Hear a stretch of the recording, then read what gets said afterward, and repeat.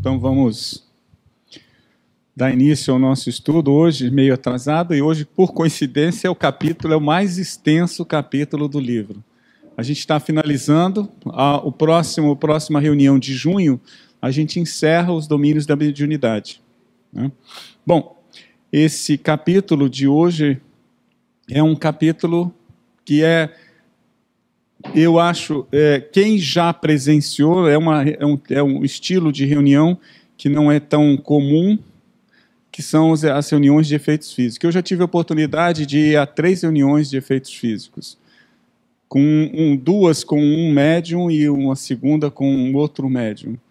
E a minha curiosidade científica é extremamente grande com relação a isso. Então, uma das reuniões, eu estava na casa espírita durante o dia e foi solicitado que eu fizesse a faxina, a limpeza na sala, onde eu não sabia nem o que iria acontecer. Era uma sala específica que colocasse algumas cadeiras numa determinada posição, e eu fiz isso com mais 3 pessoas, e no final, o último a sair da sala fui eu, que fechei a porta, a chave ficou comigo. E quando, posteriormente, eu voltei mais à noite, eu que abri a porta e vi, estava exatamente no contexto que estava. Então, vamos chamar assim, minha mente de pesquisador já estava funcionando ali, fazendo uma situação extremamente sob controle. Posteriormente, chegou o médium, um rapaz, e nós tivemos uma reunião de materialização que foram materializados 4 entidades espirituais. Pausa. Eu tenho medo de espírito. E eu, quando sentei perto de uma pessoa, de um senhor que estava junto comigo, falei, olha, eu vou segurar na sua mão, porque eu tenho medo, confesso. Uma dos companheiros espirituais veio e conversou na minha frente e disse, como é isso, Luiz? Você tem medo de espírito? Eu disse, eu tenho. Ele falou, bom, e você? Você é espírito? Eu falei, eu também sou espírito e você é espírito. Como é que você pode ter medo? Eu falei, bem, você está de um lado, eu estou do outro. A diferença é essa, é fundamental, mas é impressionante. E essa reunião que a gente vê o André relatando, ele não vai comentar sobre o fenômeno de efeitos físicos. Então, ele dá um texto que está no Missionários da Luz, onde há uma descrição sobre o fenômeno do efeito físico de materialização. O foco desse capítulo é sobre a mediunidade de efeitos físicos, sobre o processo mediúnico, como acontece, motivado por quê. E esse grupo que ele relata era um grupo extremamente pequeno de pessoas, 14 pessoas na assistência, mais o médium, num ambiente relativamente pequeno, que era uma sala em que havia um compartimento bem semelhante ao que eu presenciei.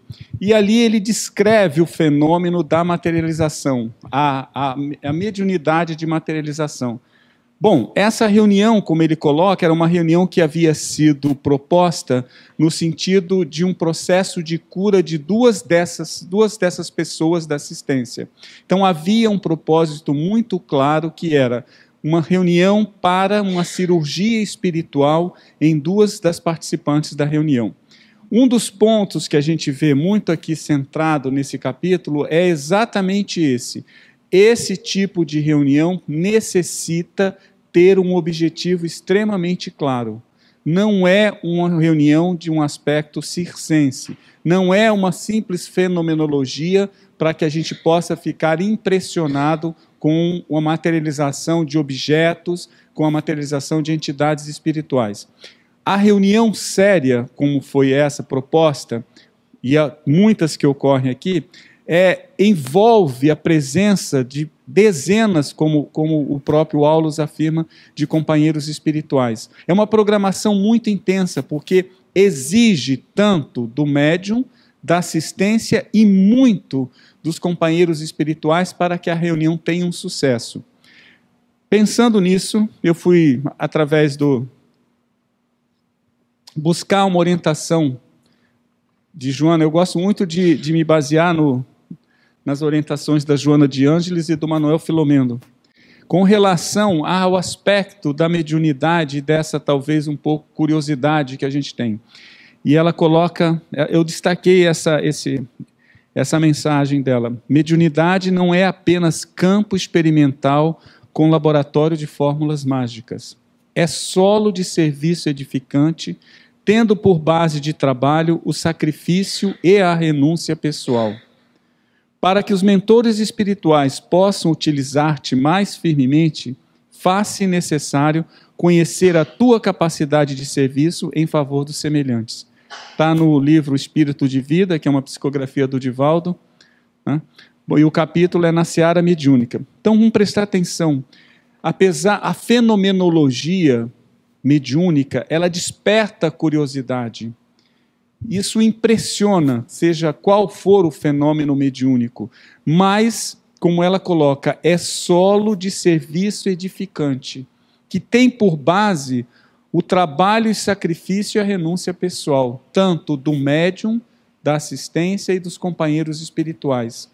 Então é muito sério. O que a gente vê em muitos casos, o próprio Aulus fala aqui nesse capítulo, são médiuns dotados dessa mediunidade de materialização, que mais adiante no desenvolvimento dos aspectos até sociais da convivência, perdem essa habilidade de ter esse conceito desse serviço edificante em benefício do próximo. E aí passam a exercer a mediunidade num aspecto quase que circense, demonstrativo, querendo impressionar. Então a gente tem vários exemplos que todos nós conhecemos de várias situações de grandes médiuns que depois de um certo tempo aquilo parece que diminui, minimiza e acaba inclusive caindo no aspecto da fraude. Por quê? Porque a própria espiritualidade, que necessita daquele organismo equilibrado para o serviço do bem, percebe que dali dificilmente um trabalho mais substancial vem. E se afasta, deixa, em benefício até cuidado do próprio médium. Não é porque podem interpretar muitos, os companheiros espirituais, então estão chateados, vão esperar que ele caia. Não, é decisão própria do companheiro médium ir por aquele caminho. Aquele caminho não contempla as forças vibracionais da equipe espiritual. A liberdade de pensamento, o livre-arbítrio é muito respeitado. As orientações, os chamamentos para voltar novamente a diretriz da sua mediunidade no caminho do bem e da assistência são intensas, mas o livre-arbítrio é respeitado. E muitos médiuns com essa capacidade de materialização caem até no final num processo de fraude mediúnica, porque as companheiros espirituais os abandonam, quando não caem num processo obsessivo extremamente grave. Então a Joana deixa esse alerta. Mediunidade não é campo experimental como laboratórios de fórmulas mágicas. É o solo de serviço edificante que tem por base o trabalho e o sacrifício e a renúncia pessoal. Então é um alerta muito grande para a gente, no aspecto geral da mediunidade, mas mais aqui com foco da mediunidade de efeitos físicos. Bom, quando a gente fala em efeitos físicos, eu fui buscar lá na definição do livro dos médiuns, que o Kardec postula, sobre os médiuns especiais, que existem uma variedade de médiuns de efeitos físicos. Então vamos ler algumas. Tiptólogo, são os que produzem ruídos e pancadas. A gente lembra bem o episódio do início, até do despertar do século XIX, das irmãs Fox, em que a casa apresentava ruídos, esses ruídos permitiram que, através de uma brincadeira de criança, eram adolescentes, perguntas e respostas, e a entidade respondia. Ali havia uma médium de efeitos físicos dentro dessa característica de tiptóloga. Então, eram as batidas, sim, uma batida, não duas batidas. E havia o som físico. É diferente de você escutar um som, vamos chamar, frequências espirituais. Ali não, era som físico que impressionava o veículo físico das meninas, como exatamente o som de uma batida, de uma pancada no campo físico. Bom, existe até, esteve em cartaz, acho que até 2 semanas atrás, ou está ainda, não sei, em alguns cinemas, um filme que fala a história das irmãs Fox, que foi feito agora contando o processo da descoberta, depois elas assumem que aquilo era uma fraude, e no final elas retomam novamente, reafirmando que não era fraude. Bom, outros são os... Eu não me lembro, eu tentei ver agora... porque eu sei, mas se você entrar na programação, você vai ver que Irmãs Fox, o filme aborda sobre isso, das 3 irmãs. Tá? Eu tentei ver, mas eu também não achei, eu queria pegar. Mas teve nessas 2 últimas semanas. Mas deve ser filme que logo também está disponibilizado, porque é o tipo de filme que o público vê mais depois de ter passado no cinema. Prometo, na próxima aula eu trago para você, com certeza, uma falha.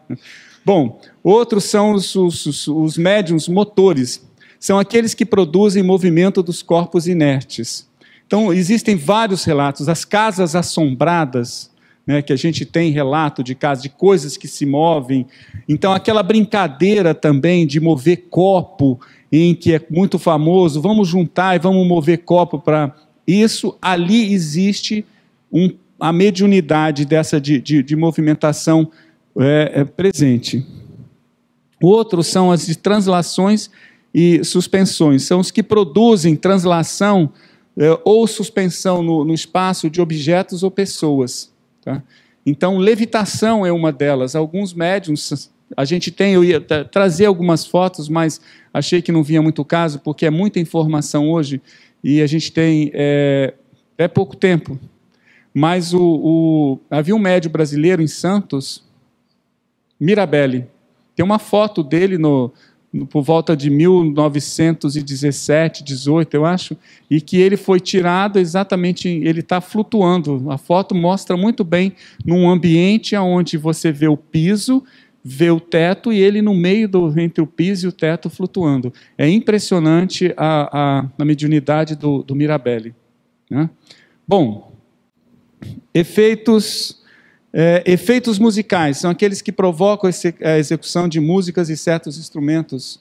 Tá? Minha avó conta que quando ela foi morar numa casa, logo depois da Revolução de 32, eles perderam tudo que tinham.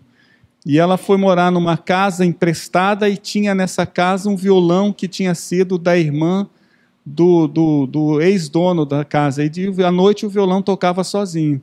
Então, ela contava essa história para a gente, e minha mãe era muito pequena, minha mãe conta também que ouvia o violão tocando sozinho. Quer dizer, isso mostrando, ali naquele ambiente, havia um médium de efeitos físicos dentro dessa. Não era o violão tocando sozinho, havia uma entidade, mas a mediunidade de efeitos físicos tinha que estar presente para que todas essas energias pudessem fazer com que as cordas do violão dedilhassem. Médiuns de transporte também transportam objetos materiais. As aparições podem provocar aparições tangíveis, né, ou fluídicas, visíveis para os assistentes. É mais ou menos aqui que está o foco do nosso estudo de hoje. Tá? Então, são objetos, pessoas, entidades espirituais que se tornam visíveis. Não são visíveis somente para os médiuns que têm a capacidade de enxergar, mas a todo o público, a qualquer pessoa, você vê aquela entidade ou aquele objeto. E uma dessas reuniões, né, a curiosidade é muito grande, o medo é grande, mas a curiosidade é maior. E a entidade espiritual conversando comigo e disse assim, segure a minha mão. E eu estendi, ela colocou a ponta assim, dos dedos, e eu fiz esse movimento e apertei, senti essa textura de pele exatamente igual. Porque a minha ideia que eu tinha é que quando você apertasse, aquilo desmanchava. É como a gente fosse um holograma, mas perfeito a materialização, sensível. Não sei se o medo era tão muito grande, mas eu não sei se assim a temperatura era muito próxima da temperatura também. Nossa, você não havia a ideia também que a gente ia tocar em alguma coisa gelada. Você vê como a curiosidade vai indo muito grande.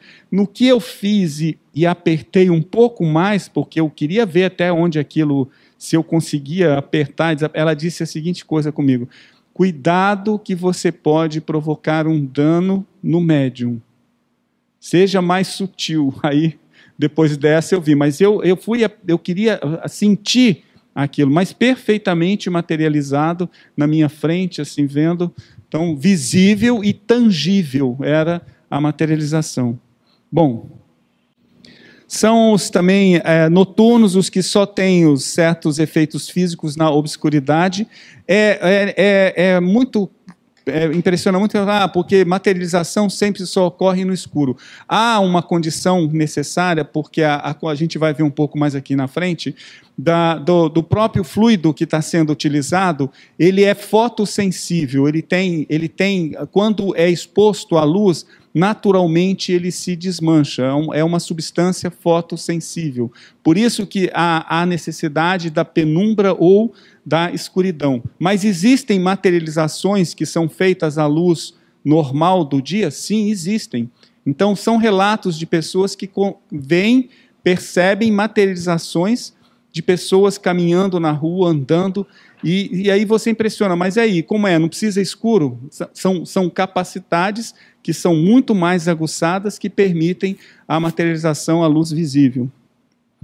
Pneumatógrafo, o que obtém a escrita direta. Para mim, esse é um dos fenômenos mais interessantes. O Kardec relata uma experiência que ele fez, que ele colocava no início do processo de estudar o fenômeno que estava ali, que chamava atenção. Eles pegavam pedra de ardósia, essa pedra comum que a gente faz piso, uma pedra resistente, pesada, colocavam uma pedra, uma folha de papel em branco, assinada pelas pessoas que estavam ali presentes, outra pedra de ardósia, amarravam com corda e colocavam um lacre, que não podia ser rompido. E, durante a reunião, as pessoas em vibração e tal, quando eles desamarravam, desfaziam tudo, existia uma mensagem totalmente escrita, através da escrita direta, com teor científico, com teor filosófico, com teor moral. Quer dizer, havia nessa assistência de pessoas ali, um médium com essa capacidade de, então, dar escrita direta. Bom, curadores, os que têm o poder de curar ou aliviar os males pela imposição das mãos e da prece. Aqui você vê que a gente já percebe a relação do passista, da responsabilidade do médium passista como médium curador, sendo um médium de efeitos físicos. Isso está no capítulo 16 dos livros dos médiuns. Então, todo o procedimento, as reuniões de cura, o médium que participa, que está ali, que doa sua energia, que doa o seu fluido, se encaixa dentro já dessa qualidade de médiuns especiais de efeitos físicos. E o último são o que eles chamam excitadores, são aqueles que têm a faculdade de desenvolver no outro influências e faculdades de escrever. Tá? Então, isso são as definições que o Kardec coloca sobre os efeitos físicos. É claro que não existe um médium para cada um.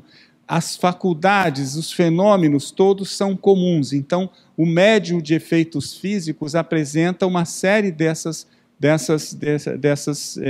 especialidades. Mas vamos focar agora no nosso capítulo 28. Bom, estudando o ambiente psíquico e físico da reunião, o André ele faz um relato, ele percebia que a reunião era um ambiente em que tinham duas peças, aquela sala, uma câmara e uma ligada a uma sala. Nessa câmara havia, então, onde o médium ficava, era um aposento íntimo, que foi transformado nesse gabinete, o que eu presenciei, as duas reuniões, um deles havia uma poltrona parecida com essa poltrona que a gente tem no hospital, quando você é o suporte do doente, e a outra era uma cama comum. Então, mas também só tinha isso, exatamente como aqui. Ele é destinado, então, ao médium. Nesse caso, ele colocava que ainda era um rapaz, um moço, tá? E na sala, na assistência, 14 pessoas. E ele coloca no início ele diz, aparentemente bem intencionadas. No final a gente vai ver o porquê desse aparentemente bem intencionadas, das quais se destacavam 2 senhoras doentes que representavam o motivo da reunião. Então já disse, no início a reunião era uma reunião para um tratamento específico dessas 2 senhoras. Bom, vamos lá na frente ainda. Aí ele começa a descrever a atuação do mundo espiritual nessa reunião. E a gente vai perceber que ele coloca a situação, a grande preocupação do mundo espiritual no preparo de toda a ambiência para que tivesse sucesso o processo de materialização de uma entidade espiritual que iria promover uma cirurgia espiritual. Bom, e ele coloca, a higienização processava-se ativa, o serviço reclamava cuidado, aqui surgiam aparelhos delicados para a emissão de raios curativos, acolá se efetuava a ionização do ambiente com efeitos bactericidas. Outros relatos de reuniões de materialização colocam que há um odor muito forte de ozônio. Ozônio é um gás que é usado exatamente para esterilizar. Quem tem aquele ozonizador em casa, a gente usa muito aquilo, quando você pega o copo, você sente um aroma diferente. Aquilo é o aroma, o cheiro do ozônio. O ambiente em que é efetuada uma reunião de materialização, nos 2 que eu fui, o aroma de ozônio era muito forte. Né? Você sentia isso o quê? Isso estava eliminando, como ele fala aqui, fazendo um processo de limpeza do ambiente, necessário para que o processo tivesse sucesso. Outra coisa que ele coloca são vários equipamentos. Na reunião essa que eu organizei, eu preparei a sala, era impressionante o ruído que aparecia de coisas sendo movimentadas, de objetos sendo movimentados, que eu tinha certeza que não tinha ali dentro. Então, aquele barulho de você arrastando, por exemplo, uma espécie de um carrinho com alguns frascos que quando você vai num hospital, que você vê o corpo de enfermagem arrastando aquele movimento, aquele barulho de frasco batendo um no outro, aquilo não existia naquela sala, porque eu tinha controlado toda essa situação. Então, são esses aparelhos que estavam sendo exatamente como ele relata aqui. Então, a equipe espiritual é muito grande, né? Aí ele coloca, dizendo, alguns encarnados, como habitualmente acontece, não tomam a sério as responsabilidades do assunto e traziam consigo emanações tóxicas, além das formas de pensamento menos adequadas à tarefa que o grupo iria realizar. Nós estamos falando de 14 pessoas. 14 pessoas que ele falam que estavam ali com um propósito definido, que seria participar de uma reunião de materialização para um processo de cura. Haveria uma intervenção cirúrgica espiritual. E ele fala, algumas dessas pessoas ainda não se conscientizavam naquele momento da responsabilidade que cada um tinha no sucesso da reunião. E trazendo, como ele falou assim, formas, pensamento menos adequadas à tarefa. Quando eu li isso aqui, eu lembrei que a curiosidade, cara, quando eu estava na sala, eu queria ver, tinha medo e tinha uma desconfiança muito grande de se aquilo era verdade ou não. Então é impressionante, eu falei assim, eu fui nessa reunião que eu estava, talvez que estava inclusive perturbando através daquela coisa de curiosidade e de dúvida, em vez de contribuir com a eficiência da reunião. Me chamou muita atenção, aqui eu assumo a minha responsabilidade. Então, ao presenciar, ao ser convidado, ao participar, faça o seu papel adequado. Isso aqui mas botei para que eu leia e entenda. Realmente essa curiosidade, aqui a gente vai ver essas formas de pensamento. Nesse caso, as pessoas que estavam na assistência queriam ver materializado determinadas coisas, determinadas entidades. Ficavam imaginando aquilo e contribuindo para que, de certa forma, eu quero tal coisa, eu vou ver isso vai acontecer. Isso quebrava essa harmonia necessária para o sucesso real da reunião. Bom, e ele continua. Voltando um pouco para o gabinete do médium, ele diz assim, ali naquele pequeno gabinete, dezenas de entidades bem comandadas e evidenciando as melhores noções de disciplina, articulavam-se no esforço preparatório. Dezenas ali naquele pequeno ambiente. Então, o cuidado que é, a atenção, a responsabilidade para que aquele fenômeno aconteça de maneira adequada.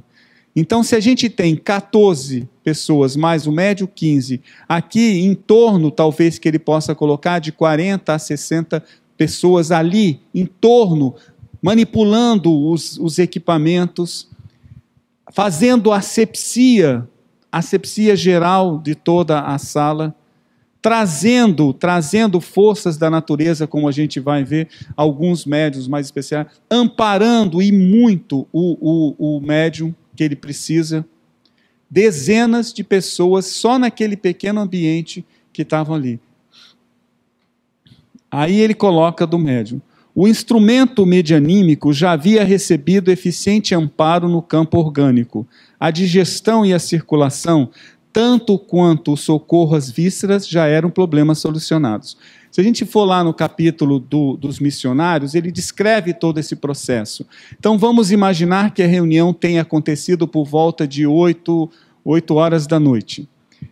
Todo o processo digestivo do médium, todo o processo orgânico do médium, para que tivesse sucesso a reunião, teve que ser promovido pela equipe espiritual. Quer dizer, a situação que estava ali se descrevendo era uma situação que exigia, por exemplo, que o próprio médium já tivesse tido uma alimentação adequada durante o seu almoço, durante todo o processo da tarde também tivesse toda uma postura e um controle das suas funções orgânicas, porque seria muito exigido dele naquela reunião de materialização. E ao ir ao gabinete, talvez deitando na cama que estava à sua espera, ele passa por esse processo, então, de auxílio do espiritual, em que as entidades trabalham tanto o processo digestivo e circulatório dele, de tal forma que o corpo físico dele não interfira no processo da materialização. Então, a gente vai, no final, tem aqui um pouco dessa contribuição, e a gente vê, imagina aí a presença, justifica aí a presença de tantas entidades espirituais só ali naquele ambiente. Ele coloca, colaboradores desencarnados extraíam das forças de pessoas e de coisas da sala, inclusive da natureza ao derredor, que, casadas ao elemento da nossa esfera, faziam a câmara mediúnica precioso e complicado laboratório. Aí começam as interações. Na mesma hora que no gabinete o médium estava sendo atendido, estava sendo cuidado, amparado, as pessoas, os 14 que estavam na assistência, também estavam sendo monitorados, amparados e colaborando no processo para que a materialização tivesse sucesso. Você imagina controlar um médium e controlar mais 14 assistentes. Por isso que o número de pessoas, o número de companheiros espirituais era muito maior do que era o número da assistência. Então, a própria assistência começa a ceder elementos necessários para que ocorra o processo da materialização. Como ele fala, não só as pessoas, mas os objetos, as energias que eram retiradas dos objetos da sala e da própria natureza. Esse conjunto de 3 forças é que então promove o processo da materialização com sucesso. Aí a gente imagina, está lá o sujeito, vamos botar eu sentado lá, ajudando, cedendo, e começando a desconfiar, com medo, com desconfiança, com curiosidade. Olha o trabalho da equipe espiritual para cada um daqueles que estavam na assistência, sendo tutelado para que ele, pelo menos, minimizasse aquela interferência espiritual mais negativa ao ambiente que já tinha passado por toda uma asepsia. Tá? Então, a outra reunião que eu presenciei foi uma reunião também de cura. Impressionante, porque de uma hora que a pessoa que estava deitada, que faria o processo curativo, de uma hora assim, era uma penumbra, a gente não percebia muito. Eu só percebia um globo meio avermelhado que passou e se localizou em cima do indivíduo que estava sofrendo a cirurgia espiritual. E aquilo me chamou a atenção, porque era uma luminosidade de tons vermelho, mas que não agredia na própria escuridão. E quando ele coloca aquele globo foi colocado sobre o abdômen, você via perfeitamente o abdômen da pessoa, a roupa, quer dizer, era uma luz, realmente como a gente está tendo aqui algo que ilumina, né? Você está no escuro, você usa uma lanterna vermelha, era exatamente aquilo. Nessa reunião, do meu lado tinha uma pessoa, e o companheiro espiritual, ele chegou e estava aqui, ele estava com um instrumento, eu não sei especificar muito bem, e era uma outra lanterna que ele colocou direto nos olhos desse senhor que estava ao meu lado, e iluminou com um facho de luz muito intenso, mas também que não era um feixe muito colimado de luz. Parecia muito um laser, como a gente vê aquela luz direcionada do laser. E, de súbito, ela mudou o tom. Quando mudou para uma tonalidade mais clara e era muito intensa, o senhor que estava do meu lado piscou e fechou os olhos. E a entidade disse, abra os olhos, porque o processo de tratamento exige que você foque essa luminosidade. Eu aqui do lado, vendo aquilo, percebendo, quer dizer, a mudança de cor, via o objeto na mão, via a mão do companheiro espiritual, enxergava todo o dorso dele e aquela luminosidade. Então ele fez isso num olho, depois fez no outro.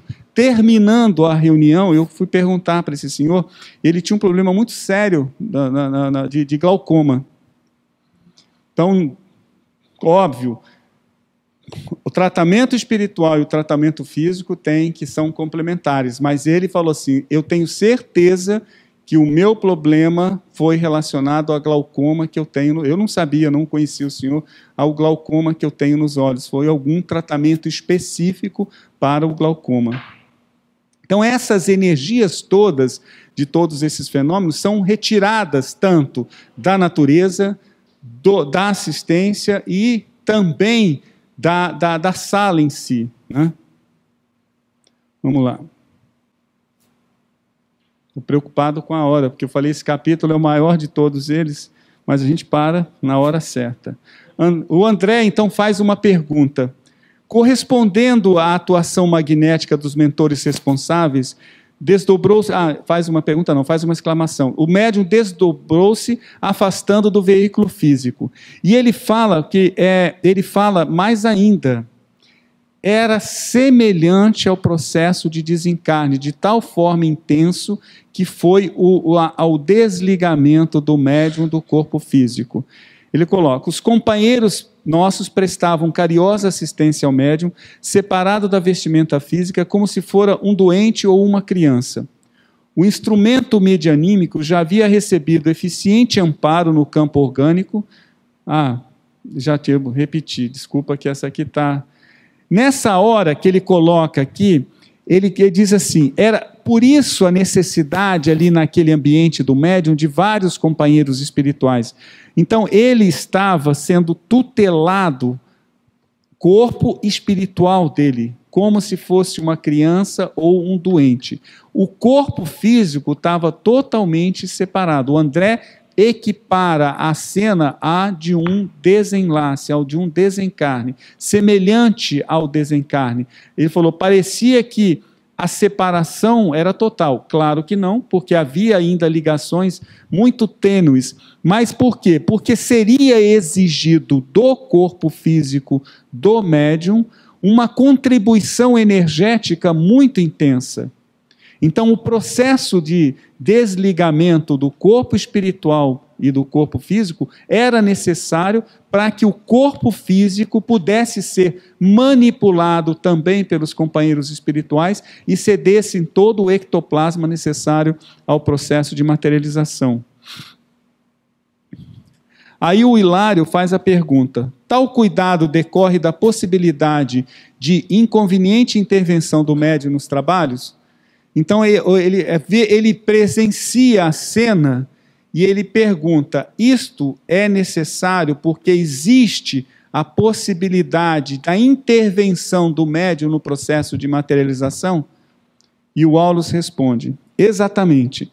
A materialização de criaturas e objetos do nosso plano, para ser mais perfeita, exige mais segura desmaterialização do médium e dos companheiros desencarnados que o assistem. Por quê? Por mais nos consagremos, nós no sentido, por mais que a equipe espiritual se consagre aos trabalhos dessa ordem, estamos subordinados à cooperação dos amigos terrestres. Então, aí a gente já vê o compromisso extremamente sério para uma reunião desse porte. Então, por mais que haja comprometimento e esforço da equipe espiritual em realizar com sucesso uma reunião de materialização, eles estão subordinados à cooperação dos companheiros terrestres. Então, a responsabilidade de cada um que estava ali é muito grande para que o sucesso da reunião do processo de cura tivesse acontecido plenamente. O que a gente vai ver que não acontece, eu vou adiantar, porque a gente já está quase chegando na hora, o que não aconteceu. Realmente aqui está, depois de tentativas, não há possibilidade de ocorrer a materialização de tal forma que permita o processo curativo. Vamos fazer uma incorporação da entidade espiritual que iria promover a cirurgia no médium, para que ela então possa ir até as pessoas, as duas senhoras, e promover o processo de cura. A materialização em si não aconteceu nessa reunião, pela interferência das formas de pensamento da assistência no processo de materialização. Bom, e o Hilário reforça a pergunta: o pensamento mediúnico pode influir nas formas materializadas, mesmo quando essas formas se encontram sob rigoroso controle dos amigos da nossa esfera? Ele reforça a pergunta, e o Aulus, sim. Ainda quando o médium não consiga senhorá-las de todo, pode perturbar-lhes a formação e a projeção, prejudicando-nos, consequentemente, o serviço. Ou seja, aquele fato do desenlace, da separação do corpo físico e do corpo espiritual do médium, era motivo por isso, porque as formas de pensamento do médium poderiam interferir e muito no processo de materialização. Por isso que os companheiros espirituais, através de passes magnéticos, estimulam a separação do corpo físico e espiritual e tutelam o corpo espiritual do médium como uma criança ou um doente, para que as formas de pensamento do médium não pudessem perturbar o processo da materialização. Olha a dificuldade que é o processo. Como eu falei, esse capítulo ele estuda o fenômeno da materialização no sentido da mediunidade. Ele não estuda o fenômeno da materialização em si. Ele está interessado a educar a todos nós exatamente as minúcias que existem na programação espiritual de uma reunião de materialização. É muito sério e o sucesso da reunião só acontece se toda essa engrenagem estiver funcionando perfeitamente. E ele continua na explanação. Daí o impositivo da completa isenção de ânimo por parte de quantos se devotam a semelhantes realizações. Coisa difícil. Por parte de quantos? Aquele não coloca só do médium, tanto do médium quanto da assistência. Isenção de ânimo, ou seja, neutralidade de pensamento. Quem faz yoga sabe das técnicas de meditação que você tem um processo que você vai quase que anulando o seu pensamento para que você consiga abstrair de todas as influências externas e procurar o seu eu maior. Esse processo é exatamente ali, na hora que você adentra a reunião, na hora que você é participante dessa tipo de reunião, tenha consciência que as suas formas de pensamento interferem e muito no processo que vai acontecer ali. E por isso, essa isenção, elevar o pensamento de maneira positiva, de tal forma que a nossa contribuição das forças e energias para o processo de materialização seja exatamente aquela que promova o sucesso da reunião e não, ao contrário, dificulte. A ansiedade, o querer ver, a curiosidade, isso modifica esse equilíbrio de forças e de frequências, dificulta todo o processo da materialização.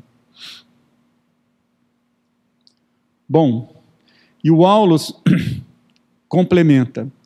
Essa força materializante é como as outras utilizadas em nossas tarefas de intercâmbio. Independe do caráter e das qualidades morais daqueles que a possuem, constituindo emanações do mundo psicofísico, das quais o citoplasma é uma das fontes de origem. Eu botei duas coisas, independe e do caráter das qualidades morais, bem sublinhado. Então, aí a gente percebe a condição do próprio médium. O fenômeno, ele existe independente dessa situação que é o caráter e das qualidades morais.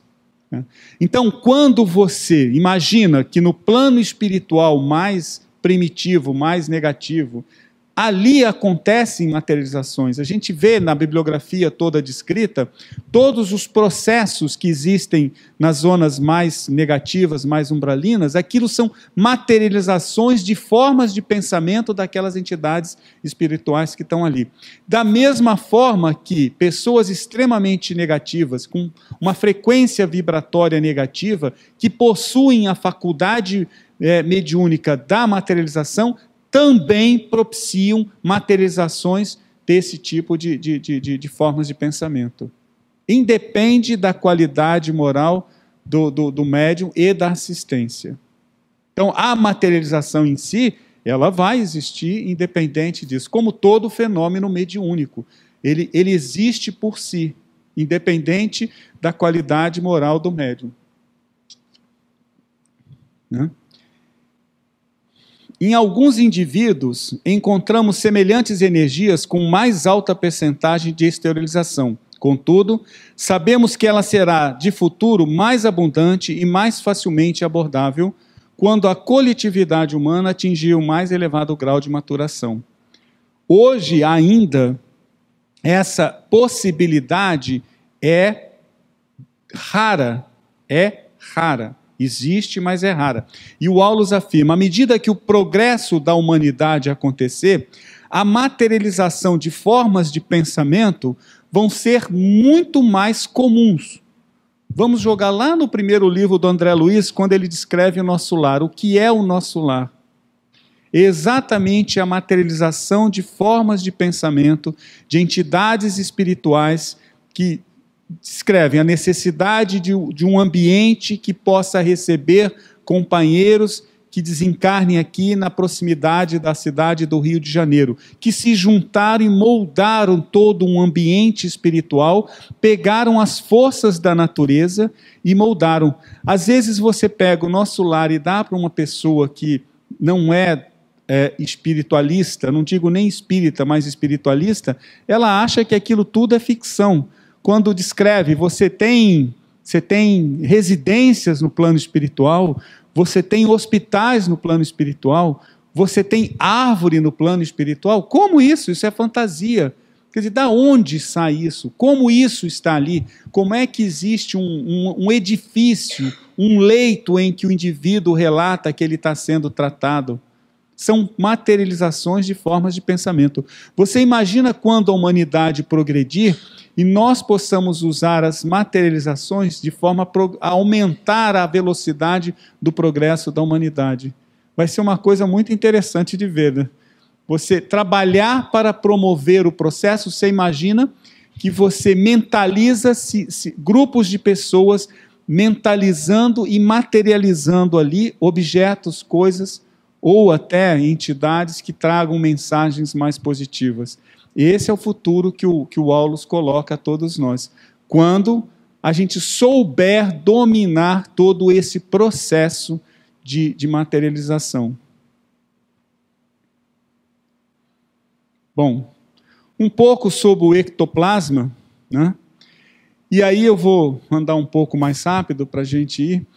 O ectoplasma são essas uniões desses fluidos, dessas três fontes de energia, tanto da natureza, da assistência, quanto do médium, que começa a ser condensado, começa a aparecer. E de início ele extravasa por todos os orifícios naturais do corpo físico do médium, que está naquela condição ali tutelada pela equipe espiritual.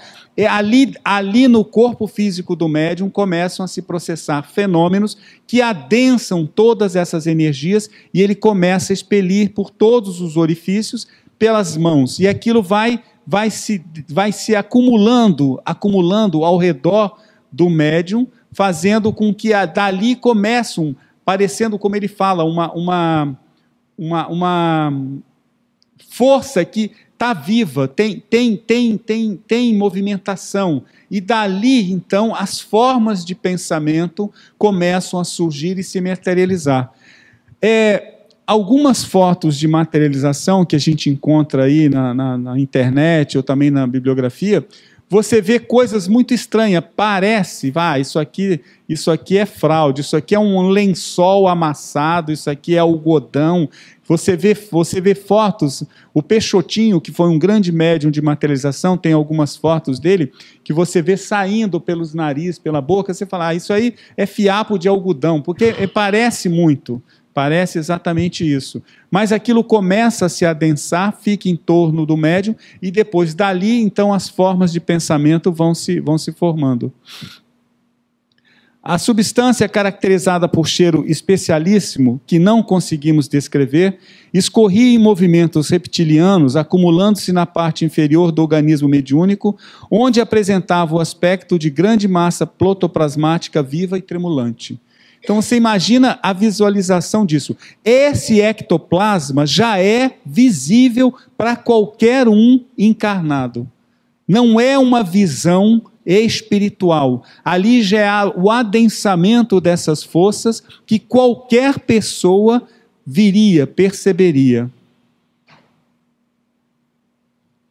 E o Aulus então coloca que essa união dessas energias, elas são coletadas das três fontes, que ele chama de fluido A, aquela que são das forças superiores e sutis da esfera espiritual, Quer dizer, o mundo espiritual também colabora com energias e fluidos. Um outro tipo, que já é do recurso do médium e dos companheiros espirituais, dos companheiros encarnados, e a terceira, que é proveniente da natureza. Bom, e ele coloca, os fluidos A podem ser os mais puros, e os B, que são nascidos da sua atuação dos companheiros encarnados, muito notadamente do médium, são capazes de estragar-nos os mais nobres projetos. Por quê? Que trazem ainda as formas de pensamento de nós que estamos aqui nesse mundo ainda meio de curiosidade, de insistência, de desconfiança, de curiosidade no sentido, eu quero ver tal coisa materializada. Então ele coloca, o fluido A que vem do mundo espiritual já é um fluido mais sutil, já está bem mais trabalhado. Mas esse fluido B, que é cedido pelo organismo do médium, mais dos companheiros que estavam na assistência, podem acabar com todo o processo, porque a energia sobrepõe a essa força mais equilibrante do fluido A. Tá?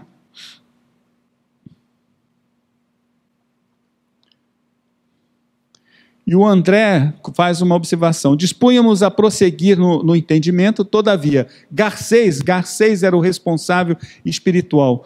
Um dos técnicos espirituais do serviço veio até nós invocando o auxílio magnético de Aulos. E olha o que o Garcês diz. O campo fluídico da sala se fizer demasiado espesso. Pequenos jatos de força ectoplasmática foram arremessados até lá em caráter experimental, tornando e retornando ao gabinete, revelando forte teor de toxinas de variadas classificações. O que aconteceu? Havia toda aquela massa de fluido esperando para que se consolidasse as formas de pensamento. A espiritualidade promove a emissão de algumas, para sondar a psicosfera da assistência. Luminosidade, isso aconteceu muito quando eu presenciei nas duas. Lembra que eu falei do globo vermelho? Aquela luminosidade que vem, que é o início do processo. Então, aquilo está vendo a psicosfera do ambiente da assistência.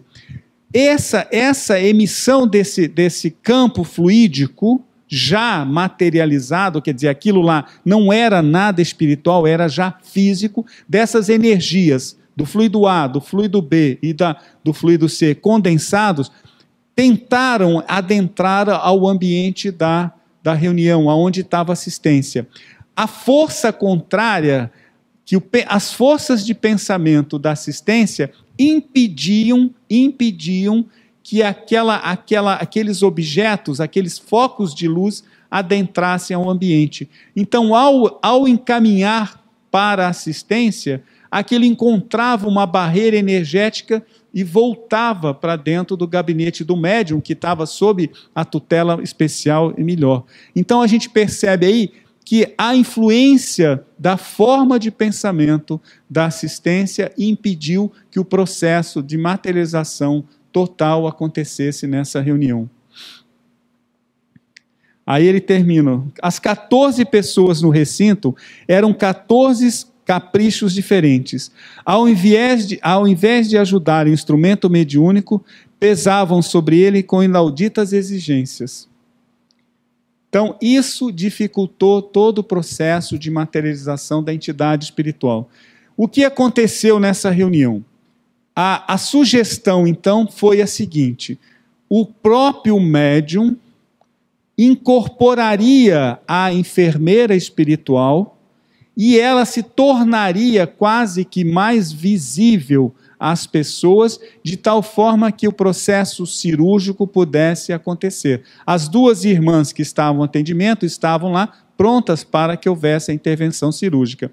E é isso que acontece. Não foi uma materialização, mas foi uma incorporação, porque aqueles fluidos que estavam ali do lado, aquele ectoplasma todo, ajudaram para que ela se tornasse visível para as pessoas e pudesse realizar o processo de cura. Bom, Aí é feita a intervenção, voltam, e o assistente fala, bom, agora nós vamos promover algumas formas de pensamento, a gente vai materializar alguns objetos. E é levado um balde de cera líquida, tá? Que estava aquecida, estava lá no auditório, e naquele balde foram materializados alguns objetos. Então a gente tem também uma série de fotografias de algumas reuniões que aconteciam, flores, mãos que estariam, luvas de cera, que representando as mãos, e outros objetos. Então, no final da reunião, houve todo esse processo, porque, como não houve a materialização, os espíritos, então, vamos fazer alguns objetos, até no sentido de promover um pouco, a satisfazer aquelas pessoas que estavam ali. Então, a reunião se encerra dessa forma. Mas a materialização, realmente, como estava programado, não aconteceu pela influência das forças de pensamento da assistência. Então, a gente analisou hoje um processo que, às vezes, a gente tem a certa curiosidade, o desejo, sendo que esse pensamento nosso, a gente esquece que pode prejudicar toda uma estrutura de uma reunião dentro desses moldes que foi feita. É um capítulo, do mais extenso que tem no livro, é esse capítulo da materialização. E aí é interessante, porque tem uma observação que eu deixo aqui para o final. Nós estamos estudando, já o livro tem quase 2 anos, né, Mameia? Bom, o André relata que o livro transcorre em 1 semana de estudos. Foram 1 semana de estudos dele, do Hilário, associando-se com Aulos, todos os dias. 1 semana de estudos. Mais ou menos, eu acredito que tenha sido uns 6 dias de estudos, e descreve nesse livro.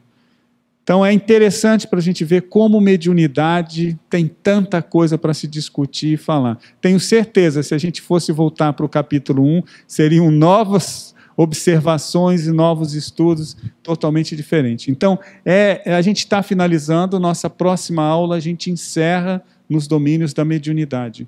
É o último dos capítulos que a gente vem apresentar e discutir, mas é um dos livros que eu acho que vale a pena a gente reler sempre e meditar um pouco sobre essa questão, formas de pensamento, campo mental, estrutura do corpo espiritual, interferência espiritual, para a gente entender mais um pouco do processo da mediunidade. Brandão, naqueles espetáculos, entre aspas, de mágica que a gente observa, que às vezes um objeto do mágico é encontrado com o público, em algum lugar do público. Isso aí é mediunidade de transporte ou é de efeito físico? Magia, quer dizer, o espetáculo da magia, ele envolve muito da habilidade do próprio mágico em si, né? Eu acho que em alguns casos pode ser exatamente essa situação de transporte. Então, o médium, que como ele fala lá, dotado dessa faculdade, é qualquer pessoa, não necessariamente seja uma pessoa moralmente equilibrada, com um propósito extremamente positivo. Então, um médium que seja dotado dessa capacidade pode usá-la tentando explorar comercialmente como um mágico. Mas o ilusionismo que o mágico promove é que mais encanta, porque a rapidez e a coisa com que ele faz, você fica sem saber o que é ou não. Um mágico sabe o que o outro mágico está fazendo e não revela por ética. Mas tem casos, eu acredito que existam casos, que seja tipo fenômeno de transporte. Acredito sim, tá? Mas eu não posso dizer que todo mágico que faça isso aí não.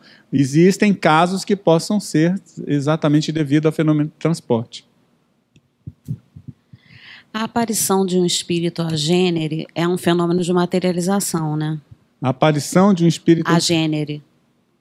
Olha só, desde que você esteja vendo, tá, usando sua capacidade física, visual física, é uma materialização. Você não está olhando com os olhos espirituais, os olhos do seu corpo espiritual, não é uma visão espiritual. Quando você vê, usando o seu processo físico de visão, tem que ser uma materialização. Então, e como lá a gente acha que a materialização só ocorre no escuro. Não. Existem materializações à luz do dia, que você vê isso, se tem essas situações. Existem vários relatos, por exemplo, de pessoas que dizem, crianças que estão perdidas, tá? Que por algum processo se perdem, e que são levadas e acompanhadas com outras, que até um ambiente que chega, olha, eu encontrei seu filho, e aí quando a pessoa mal aparece, desaparece. Eu conheço 2 casos desse. Conheço um caso que foi relatado de um sujeito que sofreu um acidente, teve uma situação, e que teve uma pessoa que dirigiu o carro dele, e quando ele chegou, a pessoa desaparece. Ele não sabe explicar o que foi. Não é que deixou e saiu fora. Em fração de segundo, quando ele realmente vai agradecer, a pessoa não está mais ali, e não tinha nada para se esconder, não tinha como sair correndo. Então ele fala, deve ter sido, acredito que sim. Então, se você está vendo com os seus olhos físicos, tem que ser uma materialização. Tá? Bom, eu vou fazer N recortes aqui para não estender muito a gente não tem muito tempo, porque eu não gosto de entrar na aula. Sendo professor, eu não gosto de entrar na aula de outro, porque eu não gosto que ninguém entre na minha. Primeiro, no sentido da reflexão que a gente possa fazer a partir de todas as exposições para a nossa atitude atual, né? Uma coisa que a gente pode pensar é com relação à parte de contextualização. Vamos pegar o Crux. Como o Crux atuou, sua verificação hoje.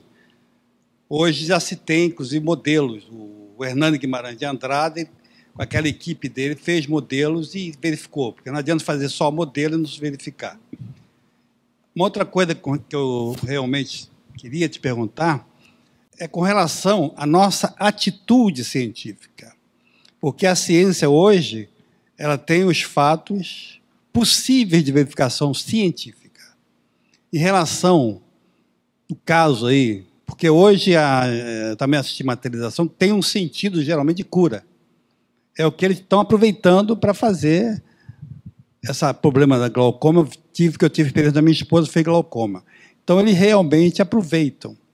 Mas, em relação, eu tenho dúvida ainda, qual é a nossa atitude científica quando presenciamos a esse fenômeno. Bom, eu vou falar o meu caso, que eu digo aí, o meu caso, assim, foi extremamente de curiosidade. Eu fui convidado a uma delas, eu sabia que seria uma reunião de materialização. A segunda eu não sabia. Quer dizer, a primeira eu fui, o primeiro grupo, primeiro eu fui a 2 reuniões, e a terceira que eu não sabia, que foi uma reunião que eu fui, tipo assim, pego de surpresa. Mas eu falo por mim, eu falo assim, uma extrema curiosidade. Então, acredito hoje, depois de ler até o que está escrito nesse capítulo do André Luiz, eu me identifiquei muito com isso, porque o aspecto de curiosidade, ele é benéfico até um certo ponto, mas depois eu deveria, talvez, contribuir de forma diferente. Então, eu me enquadro numa dessas 14 pessoas com formas de pensamento que talvez possam ter prejudicado. O meu aspecto de curiosidade foi muito grande, associado, como eu disse, você não estava aqui do início, um grande lado de medo também, porque eu acho que também prejudica. Tá? Então, é surpreendente.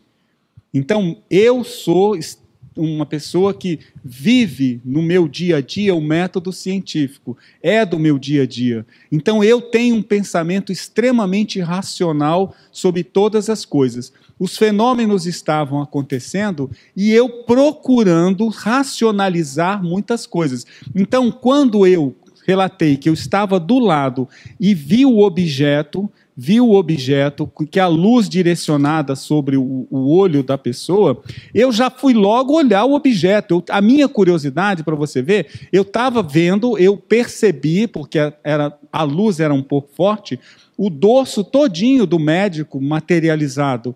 Mas a minha curiosidade maior era que objeto era aquele que tinha aquela capacidade de emitir aquela luz tão intensa, direcionada, isso é laser, alguma coisa, e a hora que muda a tonalidade de cor, eu falei, mudou o laser, agora já é laser. Estou falando para você, assim, a curiosidade científica, ela pode colaborar ou pode também ser prejudicial.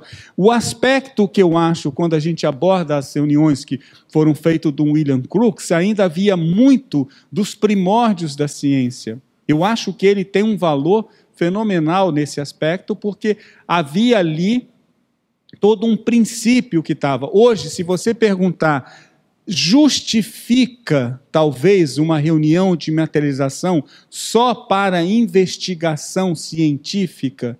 Eu, particularmente, acho que não. Eu, particularmente, acho que não. Talvez, se você for fazer o quê? O que eu vou fazer? Fotografar? Pesar? Medir?